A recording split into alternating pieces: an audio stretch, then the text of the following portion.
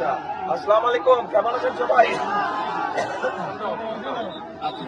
আপনারা যেহেতু থামতে বলেছেন থেমেছে, কিন্তু এটা তো মহাসড়ক, এখানে দাঁড়িয়ে তো বক্তব্য দিলে পিছনে অনেক জ্যাম হয়ে যাবে। তবে এতটুকু শুধু বলবো, আপনারা যে কষ্ট করে এখানে এসেছেন, সকলে একত্রিত হয়েছেন, আগামী 12 তারিখ যে ভোটের দিনও কিন্তু এইভাবে গিয়ে কষ্ট করে গিয়ে ধানের শেষে ভোট দিতে হবে।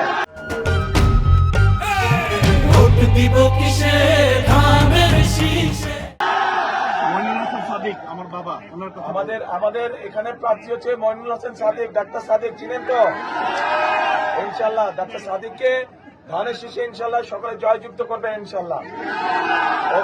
ঠিক আছে, আজকে আর কথা বলবো না, ইনশাল্লাহ ভবিষ্যতে আবার আসবো আমি, তখন সময় নিয়ে আপনাদের সাথে কথা বলবো। আসসালামু আলাইকুম।